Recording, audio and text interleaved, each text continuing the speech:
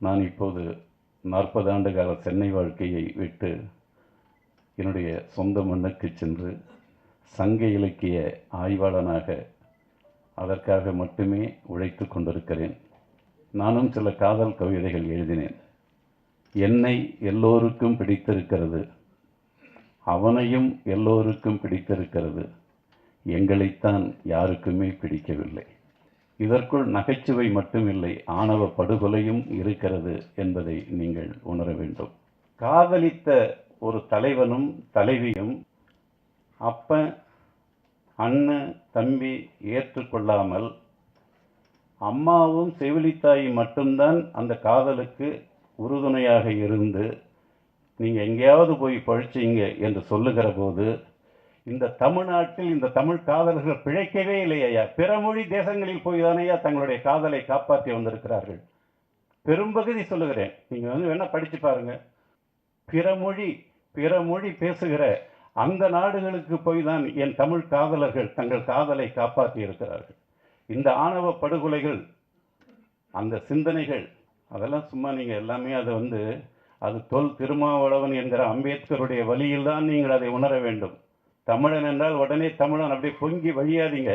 இன்னும் என் தெருக்களில் என் பிள்ளைகள், என் பெண்கள் அல்லது என் தந்தைகள், என் தாய்கள் தமிழன் வீட்டில் தமிழன் சாப்பிடாத வரை இங்கே எப்படியா தமிழ் தேசியம் நீங்கள் பேசுவீர்கள்?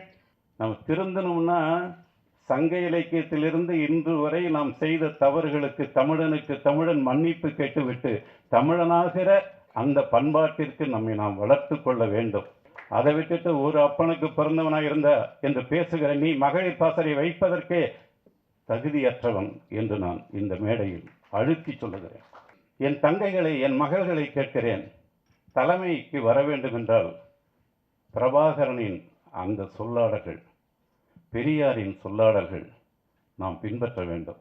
அது திராவிட இயக்கமாக இருந்தாலும் தமிழ் இயக்கமாக இருந்தாலும் நான் பார்வையாளனாகத்தான் இருக்கிறேன். நான் எந்த மேடைக்குள்ளும் நான் செல்லவில்லை. ஆனால் 76 வயது வரைக்கும் நான் தமிழுக்காகவும் தமிழனுக்காகவும் தமிழ் ஈழத்திற்காகவும் வாழ்ந்து கொண்டிருக்கிற ஒரு சராசரி மனிதன். இந்த சென்னையில் வாழ முடியாமல் நான் என் ஊரில் போய் என் தமிழுக்காக, என் சங்க இலக்கியத்திற்காக வாழ்ந்து கொண்டிருக்கிறவன். எவனும் என்னை கை நீட்ட முடியாது. என் பிள்ளைகள் பேசுகின்றன, பரதாவை போட்டு பேசுகின்றன. என்ன பேசுகின்றன? மயிறு எப்படியடா ஒரு மேடையில், எப்படி ஒரு மேடையில் அதை நீ எப்படி கை தட்டுகிறாய்? அப்படியெல்லாம் பேசக்கூடாதும்மா, அப்படியெல்லாம் பேசக்கூடாது என்று சொல்லுகிறவர் தான் தலைவர் பிரபாகரன் பெயரை சொல்லுவதற்கு தகுதியானவர். சந்திரிக்கா முந்திரிக்கா என்று எழுதியதற்காகவே அந்த பாடல் வெளிவராது என்று தடை செய்த பண்பாட்டு தலைவன் பிரபாகரன். ஒரு மாபெரும் தலைவனுடைய அந்த பெயரை உச்சரிக்க வேண்டும் என்றால் இனி நீங்கள் பெண்களை குறை சொல்லுகிற அத்தகைய தேவையற்ற சொற்களை தமிழ்நாட்டில் எந்த பேச்சாளர்களும் தயவு செய்து பேசாதீர்கள். நான் கையெடுத்து கும்பிட்டு கேட்டுக்கொள்கிறேன். தலைவர் பிரபாகரனை உச்சரிக்க வேண்டும் என்றால் அதற்குரிய பத்தியங்கள் ஏராளமாக இருக்க வேண்டிய கடமை நமக்கு இருக்கிறது. 90 வயது வரையும் 2 வயது 4 வயது குழந்தைகள் வந்தால் கூட தந்தை பெரியாரிடம் வாங்கம்மா, உட்காருங்கம்மா, வாங்கையா, உட்காருங்கய்யா என்று சொன்ன ஒரு பண்பாட்டின் தலைவன்தான் தந்தை பெரியார். அவரை போய் மேடையில் சனியன் என்றும் மயிர் என்றும் பேசுகிற என் பெண் பிள்ளைகளே, உங்களை கால் தொட்டு வணங்கி கேட்டுக்கொள்கிறேன். வரலாற்று பிழைகள் செய்யாதீர்கள், என் தமிழுக்கு இழுக்கு செய்யாதீர்கள். இப்படியெல்லாம் பேசிவிட்டுத்தான் நீங்கள் தமிழ் தேசியம் வளரும் என்றால் அந்த தமிழ் தேசியம் வளர வேண்டாம், அது வளர வேண்டாம். நானும் தமிழன்தான். அதற்காக நான் எவனிடம் போய் கடவுச்சீட்டு வாங்க வேண்டிய அவசியம் எனக்கு இல்லை.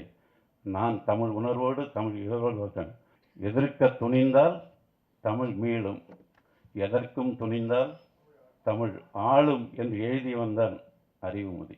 விமர்சிக்க வேண்டாம் என்று நான் யாரையும் சொல்லவே இல்லை. ஆனால் விமர்சிக்கிற போது சில எல்லைகள் இருக்கின்றன.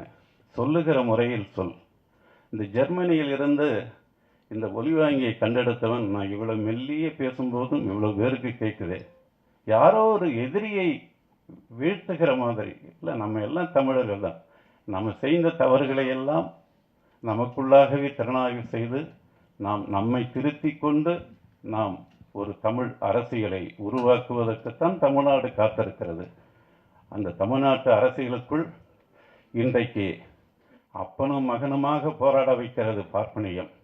2 தலைவர்கள் ஒரே தொகுதியில் அந்த மக்களுக்கான தலைவர்களை தேர்தலில் மோத விடுகிறது. கொங்கு மண்ணிலும் அப்படி மோதல்கள் உருவாகின்றன. இந்த மோதல்கள் வரவே கூடாது. நீங்கள் போட்டுக் கொண்டிருக்கிற இந்த தேர்தல் இந்த நேரத்தில் தமிழர்களை பிளவுபடுத்தி நீண்ட காலத்திற்கு நீங்கள் எங்களை வாழ விடாமல் செய்து விடாதீர்கள். உடனுக்குடன் செய்திகளை தெரிந்து கொள்ள சன் நியூஸ் பெல் ஐகானை கிளிக் பண்ணுங்க.